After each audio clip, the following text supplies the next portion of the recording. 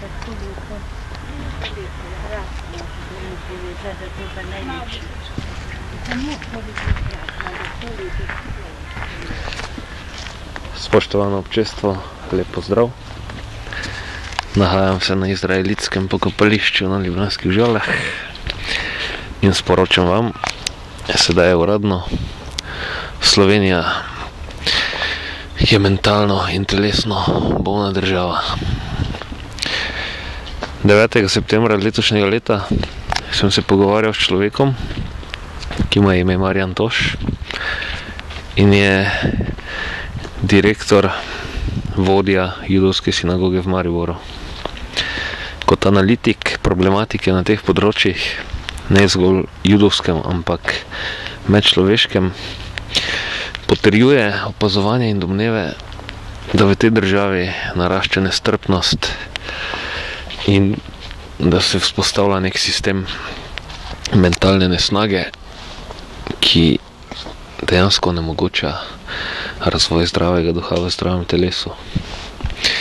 Sedaj pred temi volitvami je možno videti, kako se to manifestira, in sicer ljudje, ki se znate ozreti izven meja Slovenije in tudi opazujete kakšne forume, debate in podobno drugot, vidite, da v Sloveniji obstaja zelo mnogo žalitev, ki se nanašajo na ljudi konkretno, tako denimo s tistim nabojem, kaj bo te on, pa kaj bo te to ti Pahor, pa kaj bo te to ti Janša, pa to.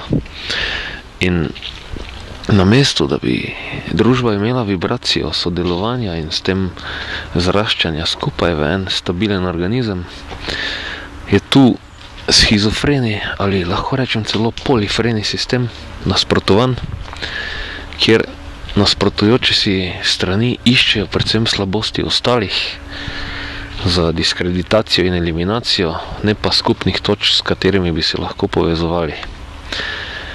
Posplošeno rečeno oziroma preprosto rečeno, država razpada.